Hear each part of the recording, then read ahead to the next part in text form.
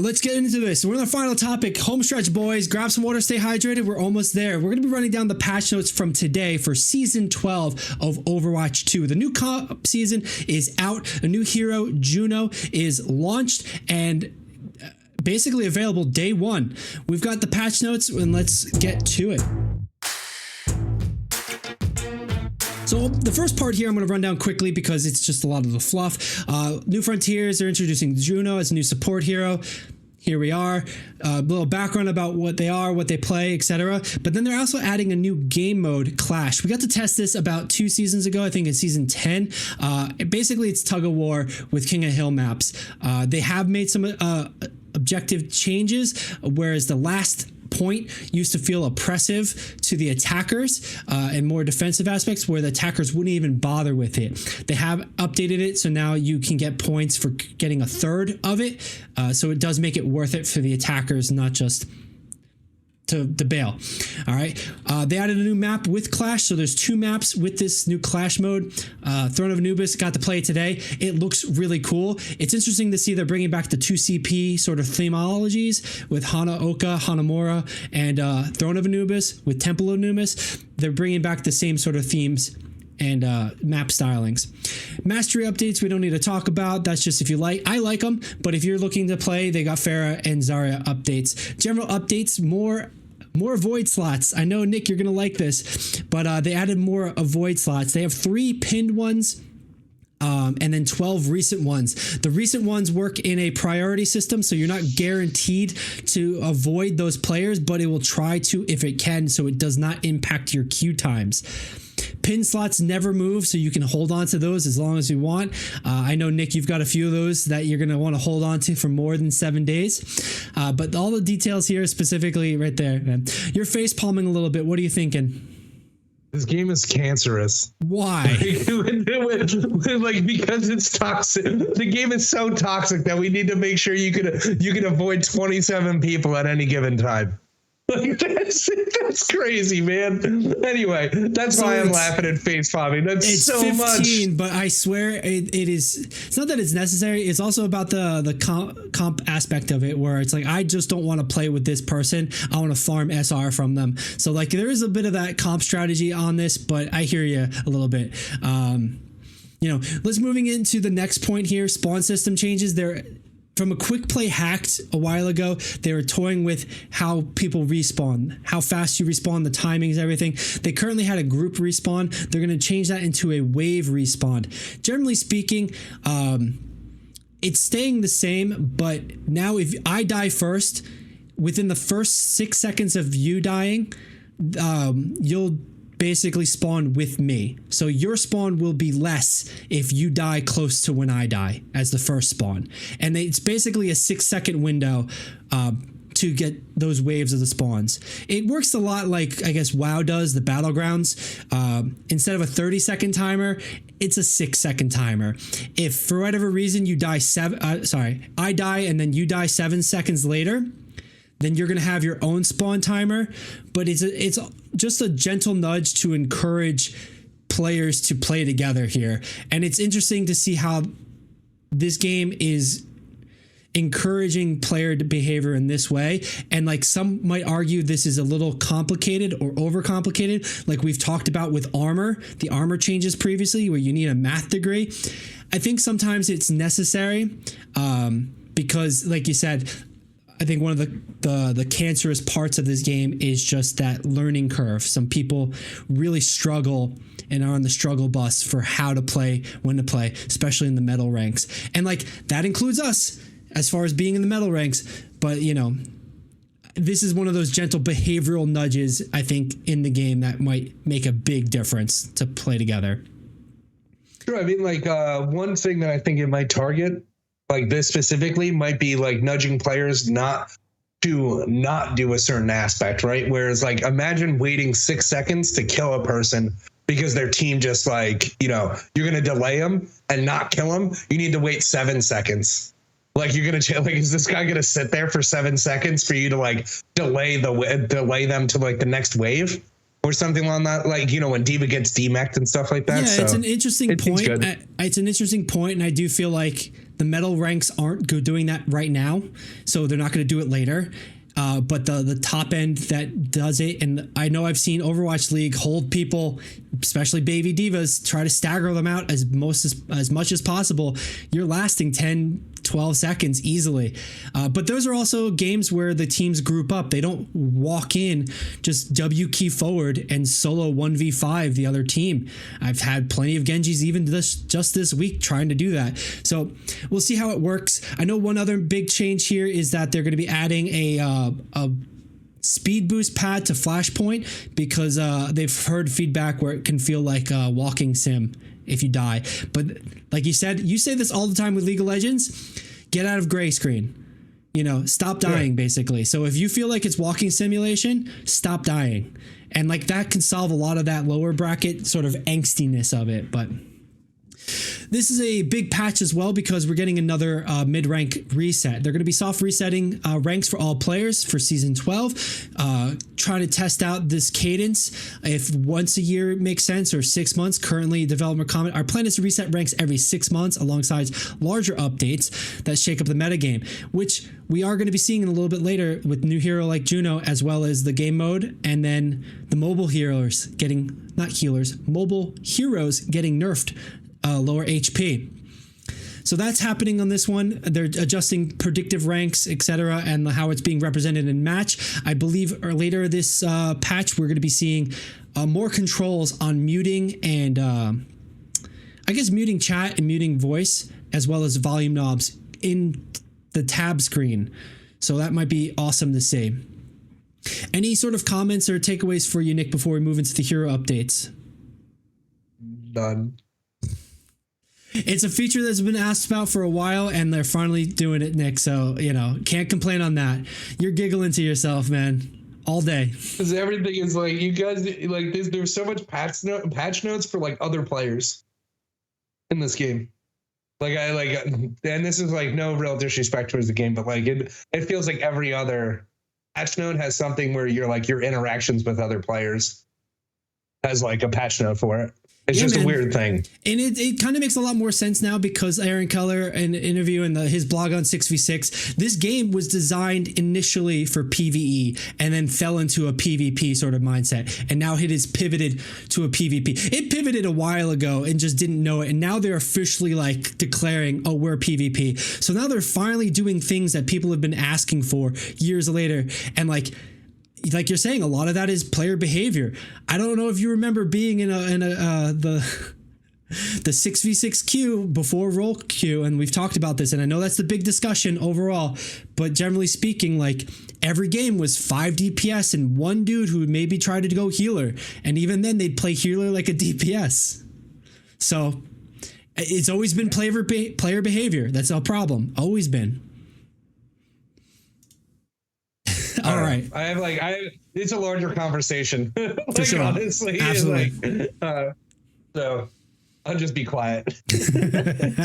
All right. So while you're quiet, let's move into the hero updates. First and foremost, they're talking about mobility as being a powerful thing. Something we actually just talked about recently when we were talking about our ban percentages in the EWC tournament for Overwatch 2. We saw Lucio's and Anna's and Winston's getting banned the most, as well as a little bit of Kiriko. So we're going to see how that's impacting here because they seem to be representing that same mentality. They're going to basically be nerfing the handful of high mobility heroes to 225 HP, knocking it down 25 HP and possibly increasing their potency elsewhere. That's their note here, and that's their intention for this patch note.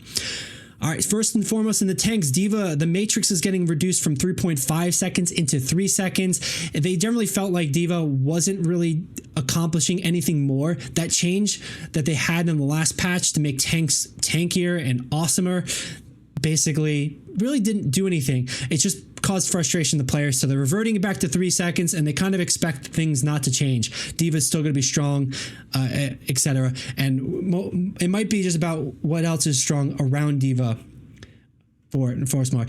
Just a quick note on that. I think with lower HP, high mobility characters, D.Va might still be the strong suit because she might be able to isolate and solo that person a little bit easier. Run them down kind of thing. All right, moving into Orisa. Impact damage on the javelin spear has been increased 20. They're saying Orisa is still underperforming, so we're increasing the impact damage of javelin to better reward accuracy with the ability. I can get behind that, but like Orisa's a lot of power creep. She's not strong until she is, and then when she is, she's like over strong. All right, moving into the next one, Zarya. Okay, particle cannon. The secondary fire is getting increased the damage from the minimum and maximum. They basically just want to make it more impactful, make it feel better, because when she's microwaving you with her left click, it feels good, but when she's throwing right clicks, it doesn't really feel like you're doing anything. And I think they didn't adjust this when they increased the HP sizes a while ago. All right. So Nick, feel free to jump in, give me your insight and thoughts on stuff if you want. But I'm going to just keep trucking along otherwise. Okay.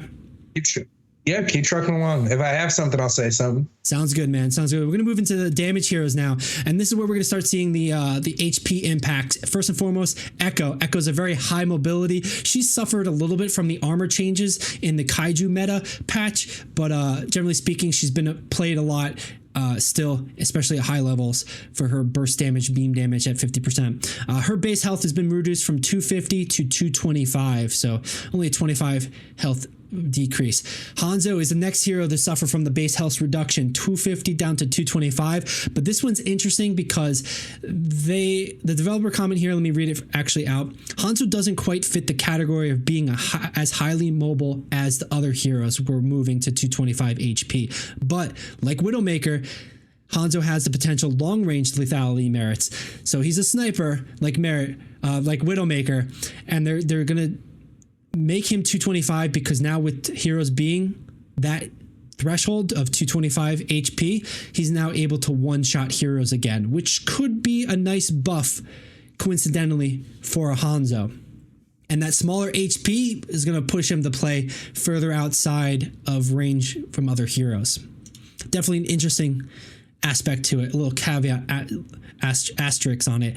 Would like to see how that plays out as the season continues. Next up, Junkrat. His projectile size is now reduced by half after the second ricochet. So after it bounces a second time, how big the projectile is going to be is going to go down. Interesting change. They're still rewarding players who can hit directs without any bounces, but if they feel like the unskilled shots of geometry are happening, they're getting lower projectile sizes, so they're not going to just snowball into people. You're not going to get logged by them. Isn't that like the point of the AoE character? Like he's like an AoE character mostly when he's doing these like little bombs and stuff into tight areas. Shouldn't it be more about like rewarding players to not play in those disadvantage areas where you're shooting ricochets, like that underground tunnels and stuff like that, where little choke points and stuff like that. Right. And just because of the way his, I think it's area denial above anything else. You kind of just chuck the things, but even after one or two ricochets, you don't control. So it's not so much skill at that point, and you can get good shots, bad shots, good bounces, bad bounces. But again, this might be an aspect where it's like they're seeing a lot of players fall victim to the quote unquote random Junkrat nades. And, I'm not against this change. I'd like to see this happen. I think this might be an interesting one. It's going to change how they bounce as well. Projectiles preserve slightly more velocity on ricochet, so the first and second ricochets might go a little bit further. Maybe it's just one bounce for skill and then two bounces are unskilled, but this might be something where they felt like players were falling victim to the random bounces too much, and a nice compromise of the two, of area denial as well as some skill shots, and not unskilled people just walking aimlessly into it. All right, moving into Sojourn next. Sojourn, I'm going to start with the comment because I think this is an interesting one. They're reducing the maximum damage of Railgun's secondary fire.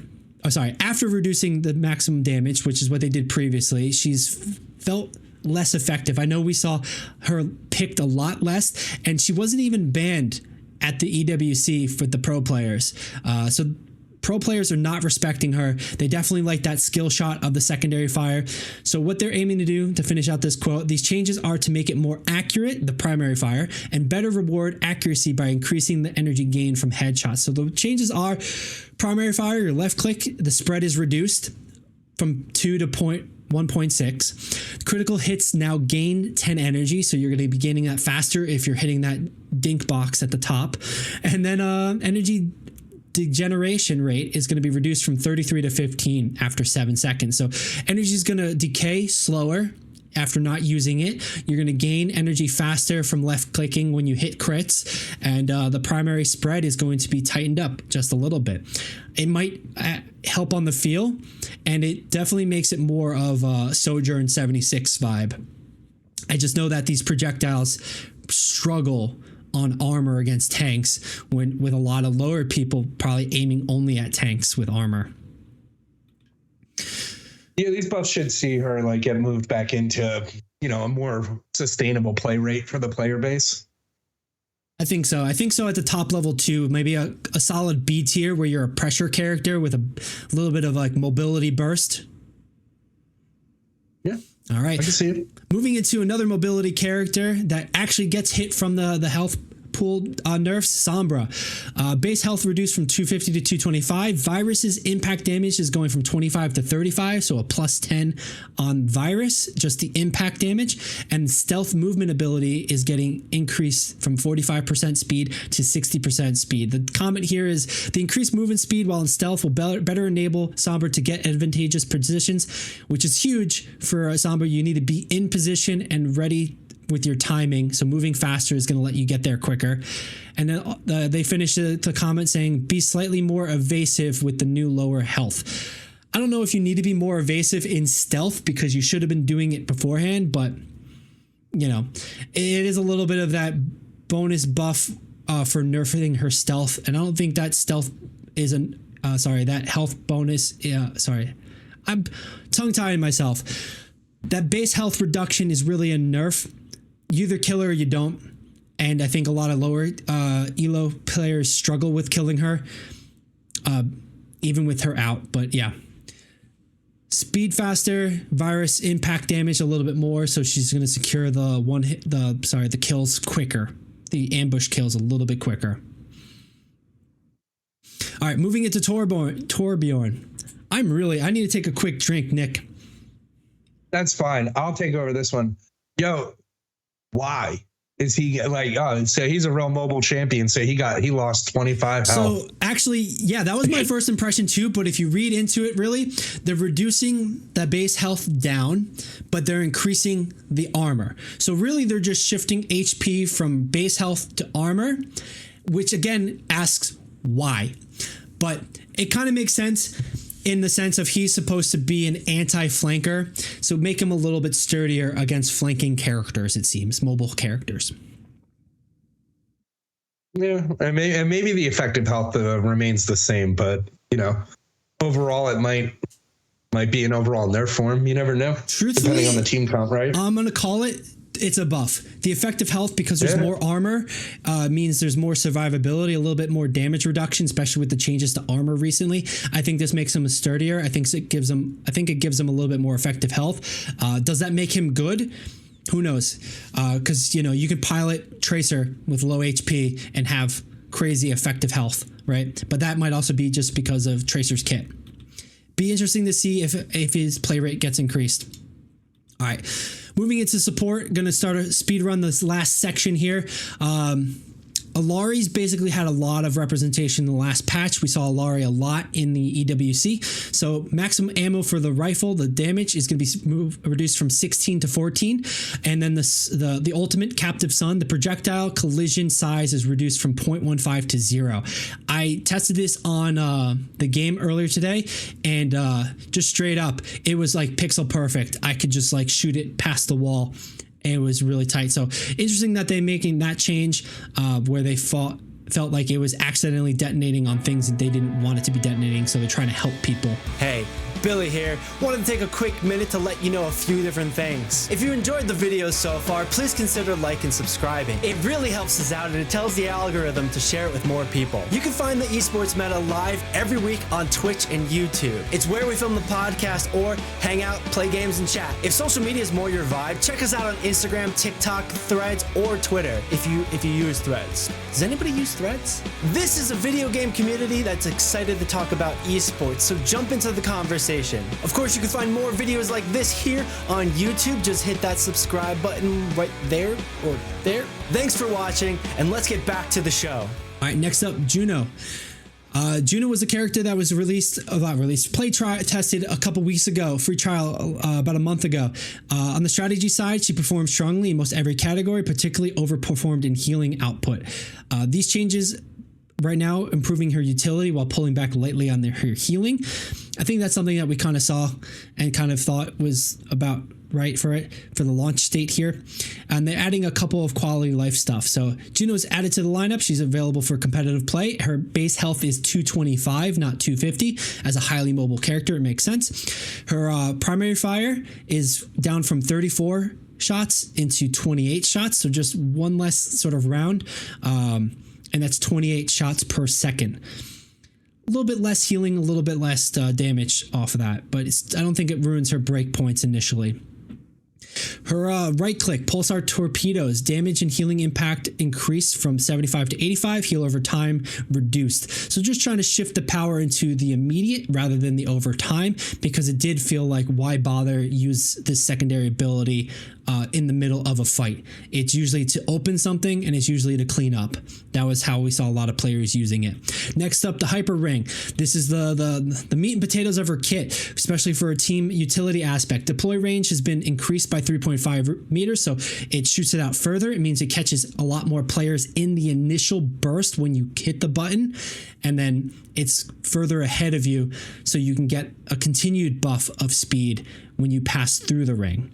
The cooldown of this is also reduced from 16 seconds to 14 seconds, putting power more into the speed utility, like they said. And then finally, the orbital rate, her ult, the beam travel speed is increased from 1.9 to 2.25 meters per second, which I think was huge because you'd let the ult go and the ult would kind of just feel really close to you, right in front of you, and then kind of move slowly. So it didn't feel like it would follow you if you wanted to like press or push. And that's a lot of what Juno is. She's a pressure character. The ring is great to retreat people, but those key moments, like to send it, put the ring out, you can rush down somebody really quick. The ultimate didn't feel like you'd follow up on that pressure really well. So I like this change. It's cool to see, and it'd be interesting to see how players take to it. Next up, Kiriko. Kiriko is another mobile character. HP is being reduced to 225, that bracket. But the big thing here is that they're shifting the power away from headshot damage and into increased body damage. So it doesn't move her breakpoints on squishy players, but it does move, I guess, a better chance of damage on the tanks. Most of the time, players aren't going to be hitting the headshots unless you're higher level or you're very skilled there. So like they're kind of punishing that play style where you're just able to double dink like a lot of stuff.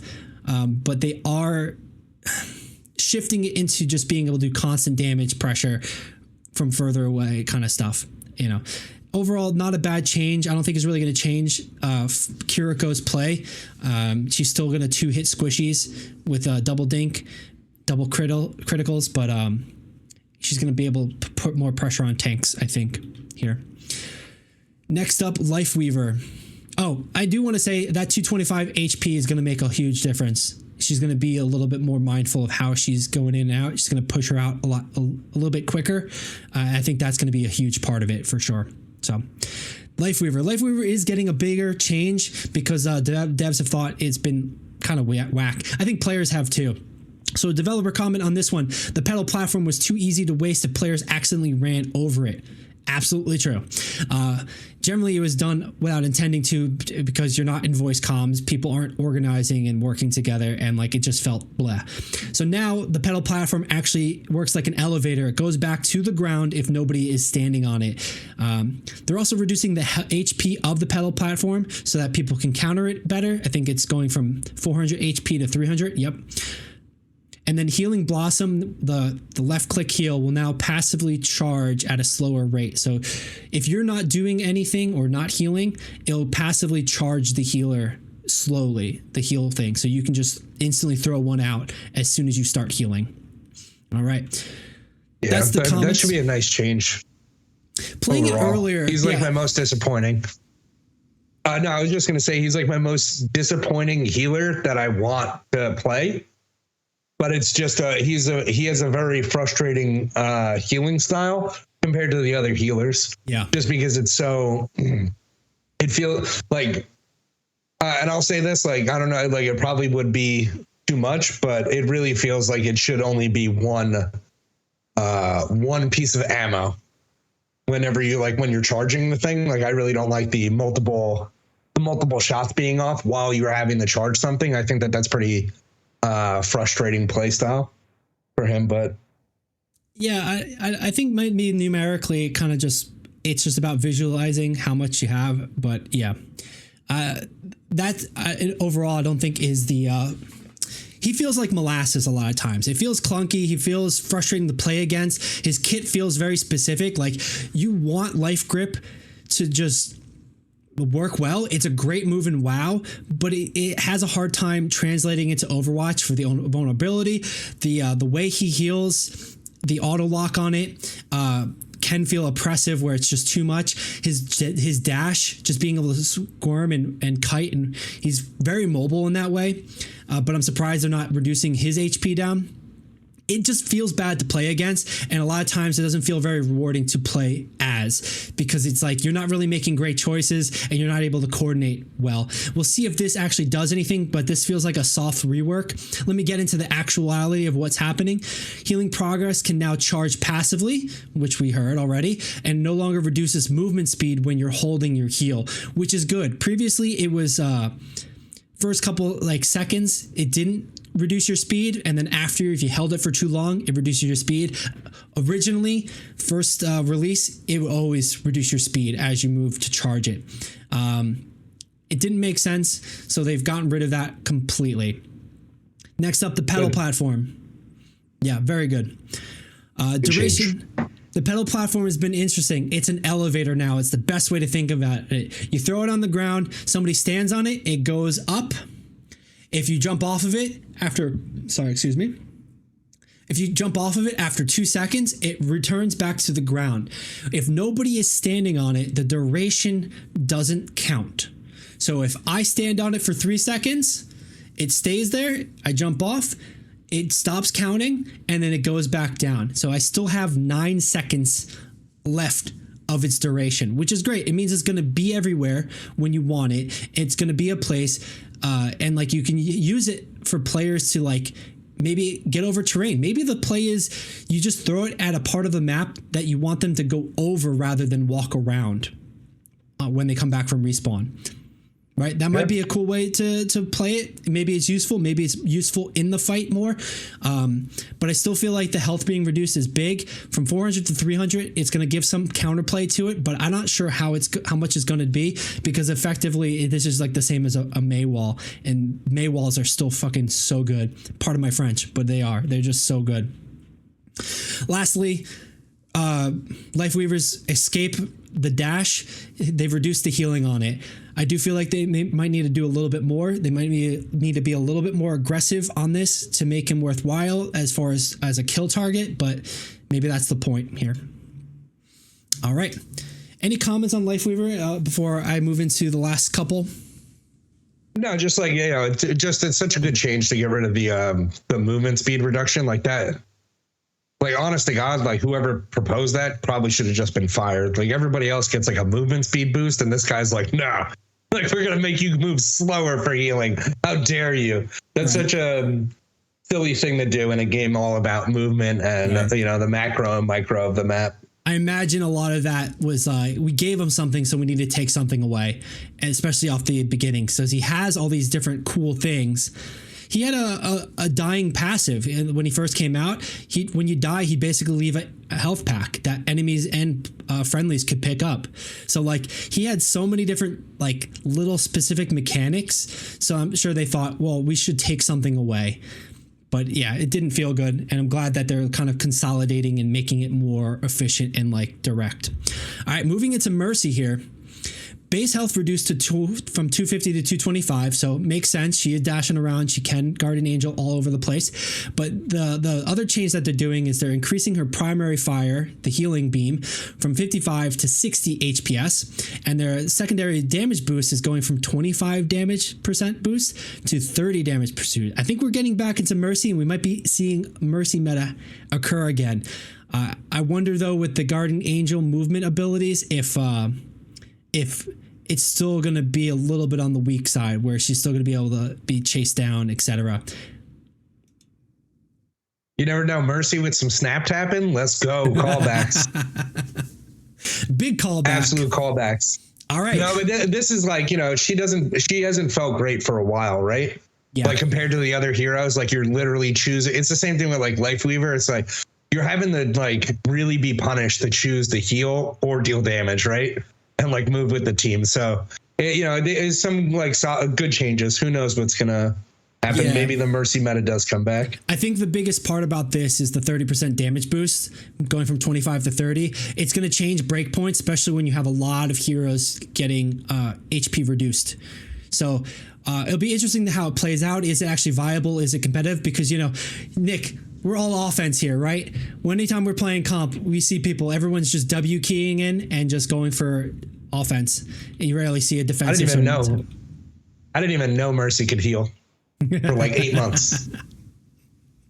All right clicks. And speaking of all right clips, we know you Moira mains are looking forward to this. Moira's HP is being reduced to 225 because, again, she's a mobile hero. She should be a little bit more risk reward in that way. And her secondary damage is increased from 60 to 65 per second. So we're going to definitely see more Moiras in the backline here, but it's going to be a lot riskier for that to happen. How much risky? I don't know. They can set it up and just fade out. Who knows? Lucio, the mobile character here, HP is being reduced to 225, and the primary fire damage is being moved from 18 to 22.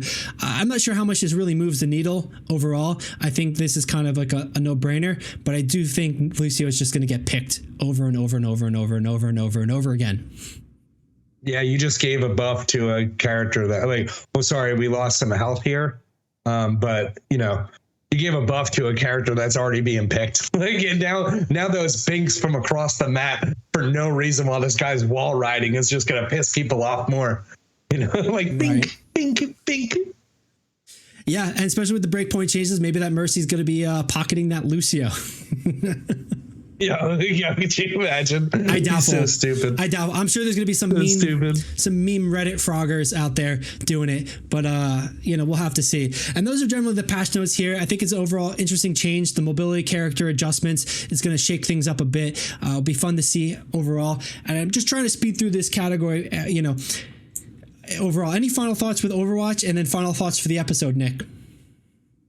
Nothing for Overwatch. It's going to be pretty interesting. I'm not too excited for like Juno in general. I played it a little bit. Wasn't too excited for it, but I am excited for Lifeweaver changes. Just in general, I think maybe the Moira changes. I don't know. I think some of the changes on the healers or the supports rather is like a little weird. Like reducing their health. Like I don't know. For me, it's like I think the healers should heal more on themselves rather than everybody else, but. And maybe if they have lower health, but that's for a different thing. I think that's weird, reducing their health. Like, so Hanzo is gonna pick one of them off easier from across the map is like, that's pretty like ridiculous. Like 20% of your team just gets taken out from being one shot across the map. That's how it was before season. That was how it was before season 9, right? Those like one shots at the choke. Bro, this is what gave you Hanzo mains in the first place. Like, what are you talking about? Like, that's not to you. That's like to the developers of this game. Like, the reason he was binking and headshotting people across the map is the reason why I have a guy who won't switch off Hanzo and comp all the time. Like, thanks. You just multiplied that by 2. You sure it's not the Twin Dragons cinematic from back in the day where everybody just wanted to be a Genji or Hanzo main? Because I would put my money on that. They're ninjas. Ninjas are cool. Robot ninjas. Like I get it. Yeah, robot ninjas. Yeah. We get it. But that's weird. Just like reducing the health pool on support characters that kind of Like, you know, they're not like the easiest people to kill, but like, you know, a nice tracer comes into the back line. In fairness, too, if they're poking their heads out, they might be positioning. Their timing and positioning might be off. And like, in fairness, the HP change was to a lot of mobile heroes, or a handful at least. So like, it's almost like how Tracer used to be really good against everybody, but then the armor changes made her kind of like whatever to tanks. This might be an interesting change for Hanzo, because now it's like, okay, he's getting that one shot potential back. So he's going to be focusing more on like spamming out that one side just to make sure the healer doesn't poke out, maybe put pressure on that like space and decision making for that healer. But then he's not gonna be able to do that to a tank. So like, I think it's a pretty good change. We'll have to see how it goes, but overall, I'm for it right now. And, you know, especially with Juno, I think Juno is going to shake up the mobility meta because it's going to be fried differently, but I don't think she's overpowered in that way.